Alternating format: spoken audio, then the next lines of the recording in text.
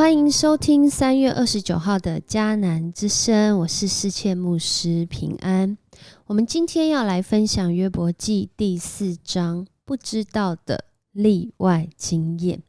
在我们生活当中有许多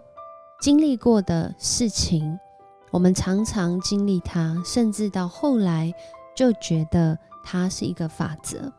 甚至在这些法则当中，可能道理我们把它看作真理。然而真的人很有限，所理解的有限，所经历的也有限。在今天的经文当中，我们看见以利法他是约伯的朋友，出于关心，出于安慰的动机，他来到约伯的身边，在那里陪了他7天7夜。当然这当中还有另外2位朋友，而以利法呢，他是这3位朋友当中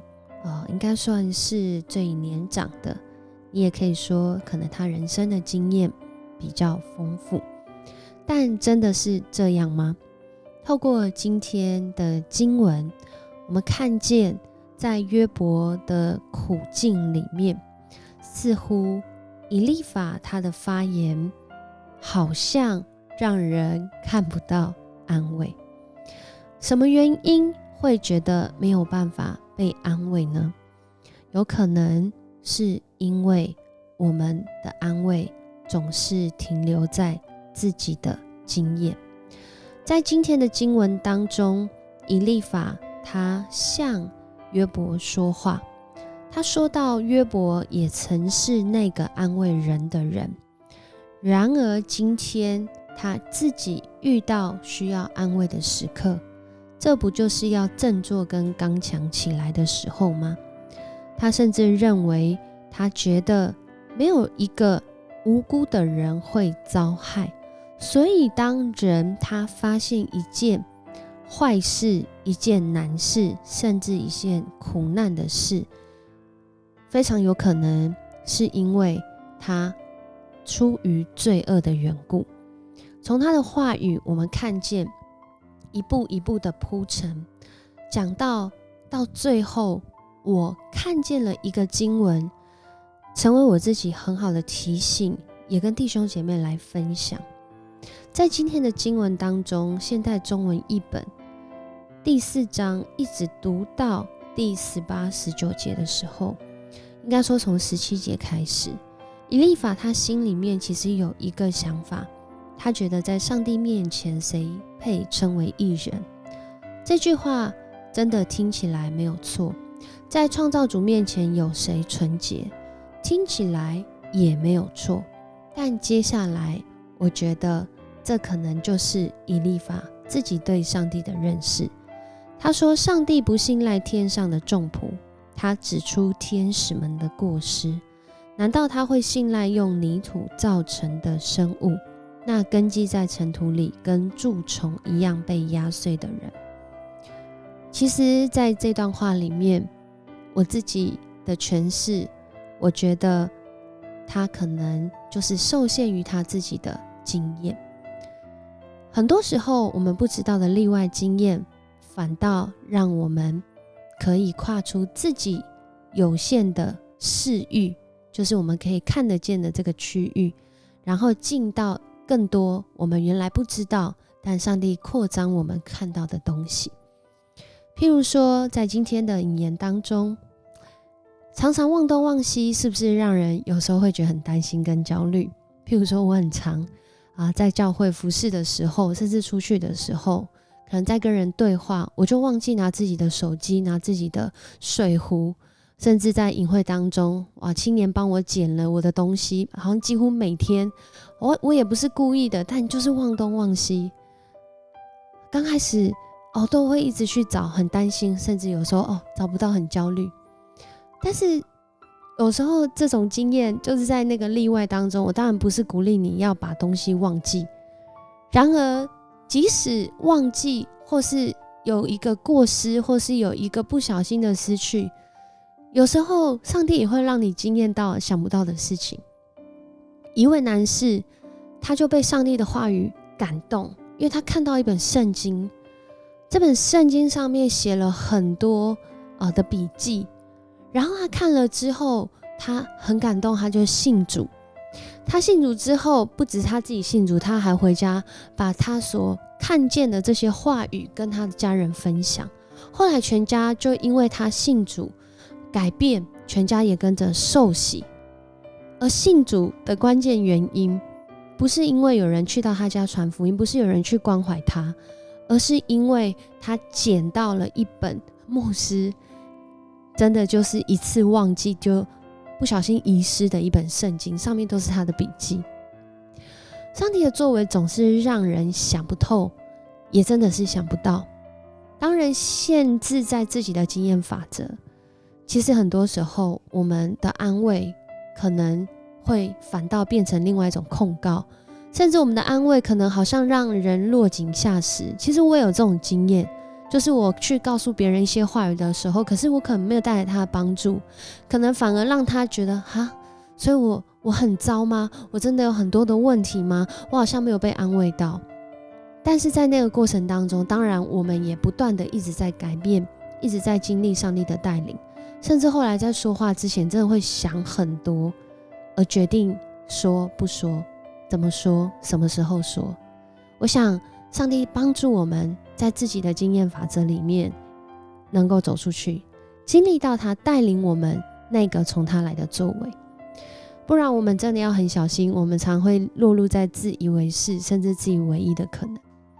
约伯的朋友以利法，他就是想要安慰约伯，可能这个动机是良善的，但是我们今天看到这段经文，其实从第4章一直到第5章，今天是停留在第4章结束，就已经让人看到，其实读者透过这样读，其实更加的明白，其实以利法也有他自己的限制，当然他是出于好意，但是我们真的要说，我们每一个人其实都很有限，也透过这个有限，我们都知道，原来人能够得到安慰，真的不是因为这个安慰他的人很厉害，更多可能是因为上帝透过你的生命，上帝透过你的陪伴，上帝透过你的爱，让他感受到不只是你自己的经验，还有那个你经验之外的上帝与你们同在，陪伴你。所以还好的是，我们不是一个人，人活在世上都需要其他的人，不仅是需要自己的经验，或是你认为权威的经验，还有更多我们想都没想过的例外经验。而这些例外经验会带领我们去经历一件事情，也是我刚刚一开始要回应这段话。以利法他可能有一个想法，就是觉得上帝就是赏善罚恶，但是除了赏善罚恶这样的一个因果关系之外，还有没有其他的可能性呢？很多时候出于奥秘，我们真的不知道什么原因这个人无端端的受苦，什么原因这个人坏到了一个极点，却没有遭受到可能现世报或是人家说的报应，他好像过得顺风顺水。真的人不明白，人不明白。然而回应今天以利法所说到的，我想可能更多的是我们要回到一个祷告。这个祷告在今天RPG 的这个金句这个经文里面，诗篇8篇4到6节，回到这个祷告是说人算什么？你竟顾念他；必朽的人算什么？你竟关怀他。然而你造他仅低于你自己，你用光荣尊贵做他的华冠，你让他管理所有被造物，把一切都放在他脚下。我们算什么？我算什么？我们竟然可以被这位创造天地万物的上帝所看顾，甚至他创造我们是按着他的形象，甚至他要我们来管理。而且到一个程度是什么样的程度呢？到一个程度是他因为知道人的有限，人真的没有办法靠自己来胜过罪恶，所以他差派他独生爱子耶稣基督为我们上十字架。他借着耶稣基督让人能够有机会改变回转，让人没有办法自救的人，因着耶稣基督的救恩，他们只要相信，他们的生命就可以一次又一次在那个相信跟选择当中，好像经历了那例外的经验，我自己能够做到我能力以外的能力来帮助我，就是我们的耶稣基督。他成为我们生命中的例外经验，他让我们看见真的有人他无条件爱你，真的有人他无条件为你付上代价，真的有人他活出那无条件的爱跟作为，就是耶稣。也在今天让我们看见许多人会发现，我那么苦那么难，我也没有办法给你什么好处，为什么弟兄姐妹要来关心我？为什么弟兄姐妹要来爱我？为什么弟兄姐妹还仍然愿意陪伴我？甚至我可能得罪过他们，但他们仍然愿意饶恕，愿意饶恕你，愿意饶恕我。我们看见这样的爱，是我们可能从原生家庭、从成长过程都没有的经验，但今天在上帝的爱当中，他以无条件的爱来爱我们，甚至为我们上十字架。当我们看见我们的经验真的有限，所以我们要去寻求上帝的作为，他要带领我们去看见人可以得安慰，人在苦难当中，人在荣耀当中，都有上帝他的心意。那让人猜不透，却是让人感恩，也让人看见我们每一个人都需要其他人。再次的来思想，再次读这一章经文，思想以利法对约伯的发言，让你在关怀和陪伴他人的时候，在今天有什么发现和什么觉察吗？